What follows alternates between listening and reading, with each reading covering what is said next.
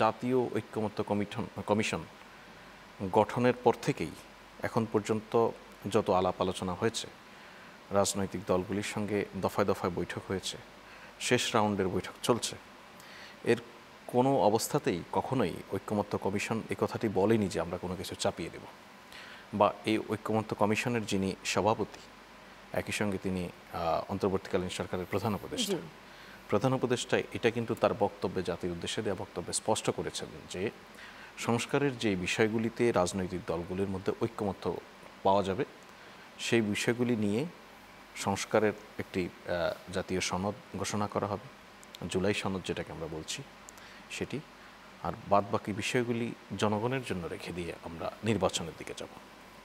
এখন দেখুন, আপনি মৌলিক সংস্কার বলেন বা অমৌলিক সংস্কার বলেন, যেভাবেই আপনি সংজ্ঞায়িত করেন না কেন, এই ঐক্যমত্য কমিশনের প্রধানতম কাজ হচ্ছে রাজনৈতিক দলগুলিকে সামনাসামনি বসিয়ে তাদের মতামত নিয়ে যে জায়গায় ঐক্যমত্য পাওয়া যায় সেই কাজগুলিকে সামনে এগিয়ে নেওয়া। তাহলে বিকল্প কী? ধরুন, আমরা এটা বলতে খুব পছন্দ করি জনগণের প্রত্যাশা, তাই না? সো এই জনগণের প্রত্যাশার জায়গা থেকে যদি কোনো কিছু বাদও থেকে থাকে মনে করা হয়, কোনো প্রস্তাব গৃহীত নাও হয়, তাহলে রাজনৈতিক দলগুলির হাতে সুস্পষ্টভাবেই কিছু সুযোগ থাকে।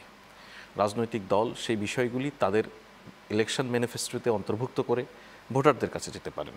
ভোটাররা যদি তাদেরকে সেই ম্যান্ডেট দেয়, পরবর্তী সংসদে তারা এসে সেটি বাস্তবায়ন করার সুযোগ পান, অবশ্যই করবেন। একইভাবে এই ঐক্যমত্য কমিশনে যে বিষয়গুলি সিদ্ধান্ত হয় সেগুলিও কিন্তু পরবর্তী সংসদেই রেটিফাই করার ব্যাপার রয়েছে। সুতরাং এখানে মূল শক্তির জায়গা সেটা হচ্ছে সংসদ।